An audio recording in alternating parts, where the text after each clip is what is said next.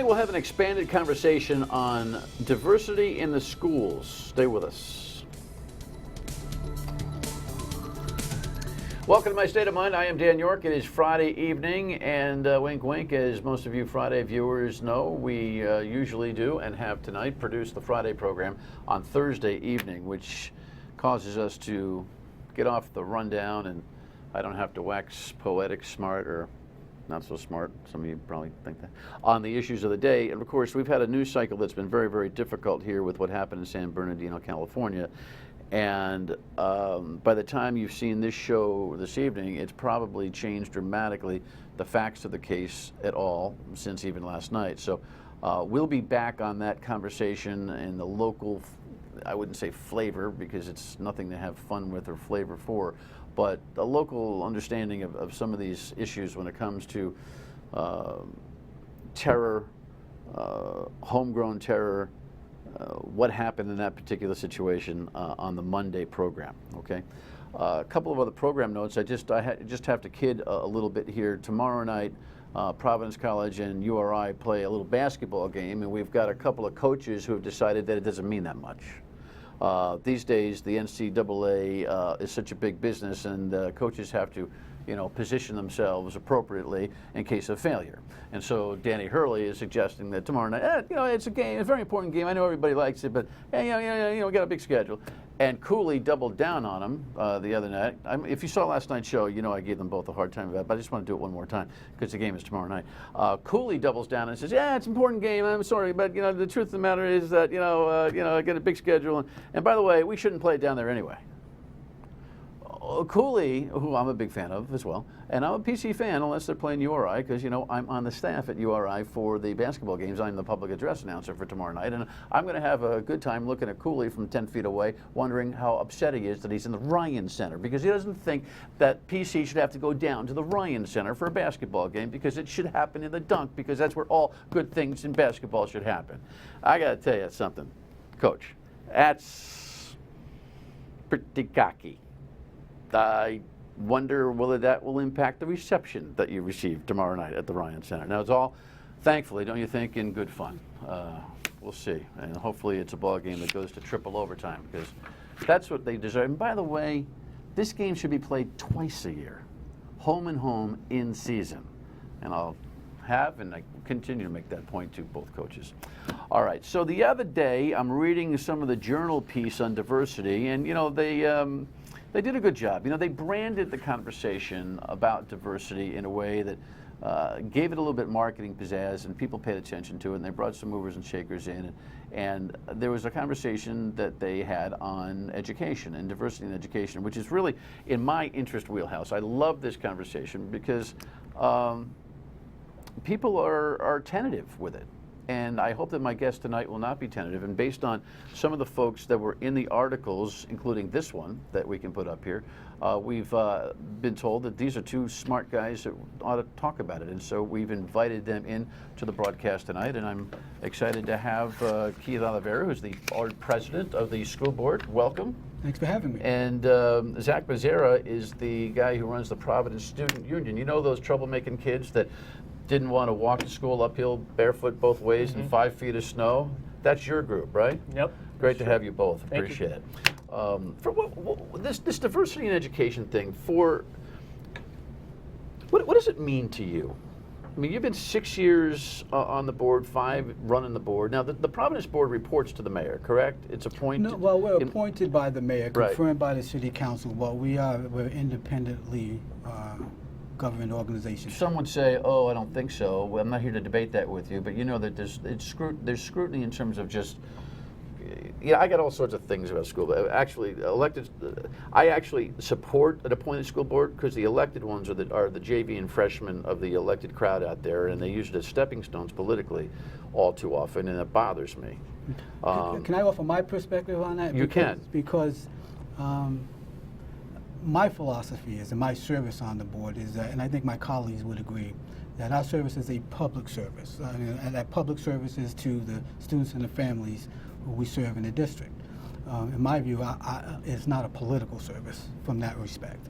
And so while we consult with the mayor and we work collaboratively with the mayor, I think we are of the mindset that we try to make decisions that are in the best interest of students and families. Well, I appreciate that, and I don't doubt your sincerity, but I would debate you and tell you that politics is not a dirty word, and so you shouldn't shy away from it. We've made politics a dirty word in this country, and politics is the gasoline that runs the engine, which is called the democracy. So, people have perspectives on things that are public policy. It's political. I don't think you should shy away from it. But I get your point.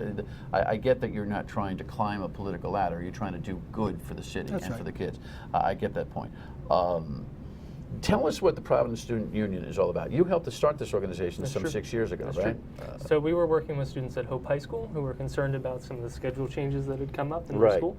That was a big to-do. Some students were concerned about the issues, and they organized a walkout, and they did a Supreme Court case that went up the ladder in the Providence and Rhode Island legal system.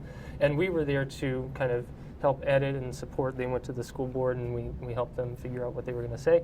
But the point of that is, once that campaign was done, students at Hope and then across the city said, all right, well, now what do we do? Because the lunches still need to be better. The discipline system still needs to be improved. The buildings are still falling apart. And so we start organizing and unionizing students across the city from one school into 6 schools, from just a couple of students into hundreds. So, and then you've seen some of the campaigns that students have done in the past couple of years. And it's become a paid job for you. That's true. How do you fund it? We're mostly grant funding. We're trying to expand into more donors. So we've had students asking for donations left and right. A low budget organization. This is very shoestring. Do you support it? The concept? Oh, absolutely. I think we very much value the student voices, and actually we have very thoughtful student voice in Providence that we at the school board really we admire and respect. They bring to us a lot of thoughtful policy proposals that we give very strong consideration. We worked collaboratively on the whole kneecap high stakes testing issue. We were very supportive of the issue on reducing the walk radius for bus passes. So there have been a number of things that we work collaboratively on. The walk radius for bus passes is what got my attention, and we've had some of those young people on the show from the student union group, and I was incredibly impressed with their gumption, but their ability to be able to navigate and articulate a point of view. Clearly some mentorship from you and your team helped to provide that. But in terms of diversity, which we're going to get to in the next segment and two, there's a diversity of young and old. There's a establishment decision-making crowd that generally runs multi-$100-million budgets for things like city school systems. And then there's these upstart kids that decide to say, hey, we're the customer here. And you can take that just so far, but it's a healthy thing to have a formula for kids to have a formal way to speak, correct? That's exactly what we're trying to do. It's not about setting or dictating what the schools need to be like, but having a clear seat at the table where students can share their concerns. They've got a lot of experiences of what goes on in the classroom.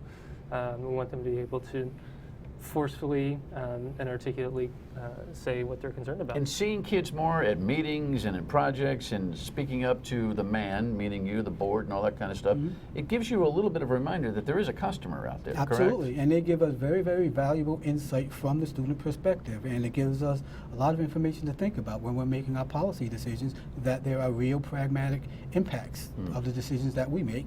And the students who are most affected by our policy decisions, they're very smart and thoughtful, and they do all their research on the issues. And that's why we so admire and respect them, because they come with the research and the data and the backup to the arguments that they're making to us. All so right. We respect that. Great stuff. When we come back, I want to talk about this thing called diversity in education. A lot of you don't even know what it really means, and I understand. We'll be right back.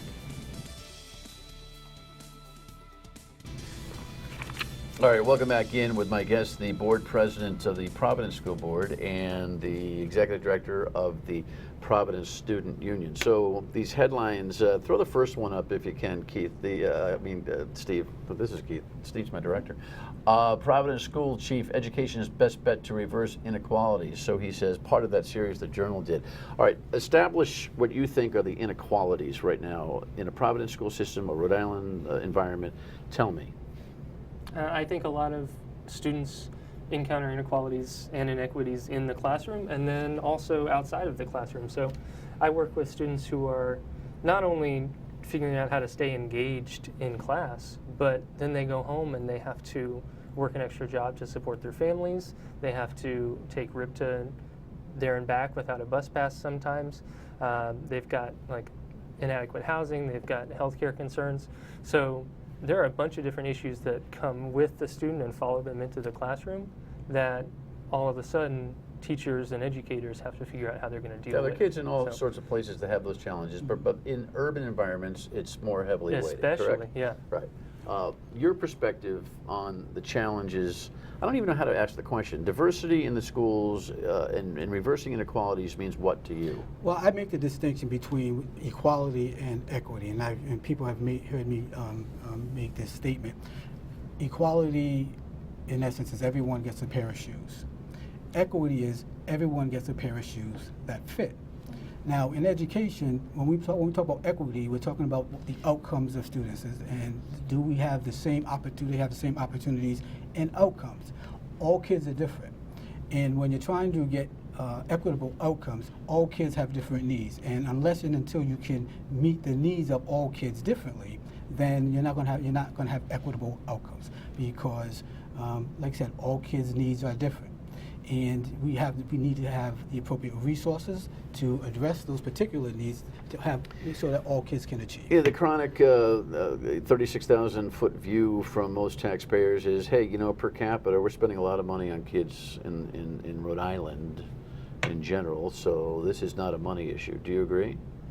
I wouldn't agree, because there are, we can do a redistribution and look at how we're distributing current resources, and I think that that's the governor's got this whole formula right now that she was.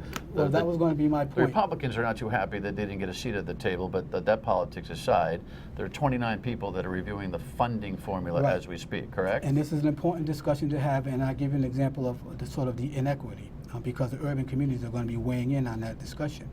In Providence, 23% of our students are English language learners, okay, 23%. Coming from 53. Meaning they're speaking Spanish or something else. Well, English is not the language spoken in the home. They're English language learners, and they come from 53 different countries speaking 31 different languages. Okay, and so in addition to learning the content in the classroom, they're also trying to develop their linguistic skills. Well, that is a challenge that urban school districts have to deal with. Now, the current funding formula does not account for the needs of English language learners in the funding formula. And so when a quarter of your population is English language learners and need extra resources, that is not accounted for in the current distribution of resources. And so when we talk about equitable outcomes. And so for example, do you agree, by the way? Absolutely agree. Give me the example for one child that comes from Guatemala and who is fluent in Espanol but very little English, and the feds say by law, you got to educate them, and we can argue all day long about what the state response is to that. Mm-hmm. What are you telling me we need to spend on that child to get them up to speed? And do you want to do it in an immersion fashion, like hurry up and get them going, or how do you want to do that? And how do we differentiate between what I'm spending for the English-speaking kid from Barrington and that kid? Well, there are a variety of ways in which you do it. Some folks are doing ELL. Some people are doing English immersion or dual language immersion. But what's the cost, Keith? What's the cost? You're talking about funding. What else do we need to spend? Well, that's what the funding formula the Commission is beginning to discuss. There is a base per pupil dollar value that's for a basic education in Rhode Island. Well, you must have thought about what you think the ballpark, I'm not going to hold you to the penny, but what do you think the ballpark number is to get that kid going? Well, we'll talk about what the weight is on top of what the per pupil dollar value is right now. And what they're talking about, which is about $8,800, they're talking about having a 0.12% weight. Now, what that is in dollar values, you have to calculate that out. But there is some number of additional funding that has to go on top of what is the basic foundation cost. And I've got students I've got this hypothetical student from Guatemala who doesn't speak English. I work with her, and she is not only encountering those problems in the school, I'm going to drive this point again, but she doesn't have health care, her parents are sick, she didn't have a bus pass, she's got to have a second job to take care of her family. So when we want to treat these inequities, but we put all of the responsibility on the school system, of course it's going to cost a ton of money, because all of the other systems that are supposed to wrap around and support these kids are underdeveloped and inefficient. You know that the public has, in general, has real resistance to the solutions here. There's a lot of bias, there's a lot of racial tension, there's a lot of ethnic tension, there's a lot of language tension, there's an immigration conversation that I thought was lower simmered until Donald Trump got into the race, and all of a sudden now it's back, and so there is a lot of politics involved in these solutions. So your saga there, I'm empathetic with, but I'm thinking about my phone lines on the radio show where 4 out of every 5 callers is going, so what, send them back. Yeah. So what, send them back. And that's unfortunate. I think we can... Well, what's the answer other than it's unfortunate? Because they'll say, well, we don't care, it's unfortunate. What's the return on investment is what I think is the, right? My question and my response would be, well, are we the land of opportunity or are we not? And if we're the land of opportunity, we really mean that. When people come to this country, we should give them every opportunity to succeed. And part of succeeding in this country, in this society, is to give someone a proper education to succeed. And to give them a proper education, we have to identify who they are, what their particular needs are. And you know, the fundamental premise of public education is a free and appropriate public education. That is to say that we give every right of an American city to have a right to a free and appropriate public education. Right, and there's a guy throwing a banana peel at this TV screen right now saying, I know, but they're not citizens, but or blah blah blah, or they're anchor babies, Yeah. and you know, right. So I don't want to get too immigration, because I'm actually with you guys for the most part in these conversations, but I'm just, I think I know what my answer would be. What is your answer? I think the responsibility of the Providence Public Schools or any public school system is to educate the students that come into that classroom. Period. Period. Because, I mean, the answer is because it's the law. Right. It's the law, and it's the right thing to do for all the reasons that Keith just listed off. And if we're going to reach our potential as a state, city, what have you, as country, everyone has to be part of the economic mainstream. Okay, if we're going to grow as a society and develop and become economically progressive, you have to have an education to do that in order to be a participant in our economy, to be prepared for jobs. We are probably one of the most diverse cities in this country, and you know, and as goes Providence, so goes the rest of the state. Yeah, well, and unless we prepare this population that is growing and find a way how we educate them to be part of the economic mainstream, the state will not grow in a way that it should. Well, I think one of the examples, I'm going to borrow some of my own time here, is that I get a lot of heat for supporting in-state tuition for immigrant kids. And you put them in a high school, you put them in the system K through 12, right? And they achieve. And they get into URI. And we say, oh, sorry, we're going to whack you out-of-state tuition. And you render them useless, and now you get them on, and they get disenfranchised, they get on the street, and all of a sudden we've lost an opportunity to return an investment on the 12 years of school that we gave them. It doesn't make any economic sense to me, never mind all of the tension. But then there's this segregation issue, and where should the kids go to school? And we're going to solve it all in 5 minutes when we come back in a minute. Stay with us. All right, so this conversation about diversity in education and segregation, do we have a segregation problem in the schools? Because there was an old model where we went back to the neighborhood school and everybody, where are we? Well, we're a district that is 91% students of color. So, you know, there's just so much mixing up you can do when it's all mixed up anyway. Right. So we're probably as diverse as you're going to. So the schools themselves aren't segregated. I think, but if you look at the population statewide, you know, there is a concentration in our urban communities of people of color, low-income communities. So if you look at the distribution, I would say that we are segregated by communities, but that has more to do with sort of our housing, socioeconomic issues that are much broader than education housing issues. And busing, too. Busing, well, we'll talk about that. What's your perspective on where kids should be going to school is what? I mean, I think that's exactly the problem. We're divided across city lines. I think the there's a recent study that said Rhode Island has the 6th highest level of segregation for Latino students in the country. Right. And I think that's the same kind of problem that we're seeing for the other demographic groups as well. It's tough. So kids that are, by the way, in the Providence Student Union, kids do what to be involved? They sign up, or they? Right. It's a volunteer exercise. How Right. many students do you have in the Providence Student Union? So we've defined membership in a couple different ways. We've got 1,000 students who are signed up in the loop, means that they are communicating with us. Out of what, 25,000 out of 6,000 kids? high school Okay, students. Yeah, all right. which high school students are. Not who are bad. So you working. got 18% or Right, so of the something like kids. that. And then we are Investigations match. Yeah, exactly. And then we're Hate we're that. working closely with 75 to 100 students. So as they're the members. leaders. Yep. That makes Yep. sense. Yep. Do they ever say, you know, I'd really like to go to school in a suburban community, but I just can't get there, and it's all stacked against me? I think what they're seeing is that they go to Hope High School and then they see students across the street going to Moses Brown and see the differences in the cars that folks are driving, that they're getting dropped off. They see the great fields at Moses Brown and then the track at Hope that has seen better days. And that really spurs a lot of discussions about what we're doing as a city and a state to invest in those students. Facilities are so important. Absolutely. The city of Providence is so far behind, correct?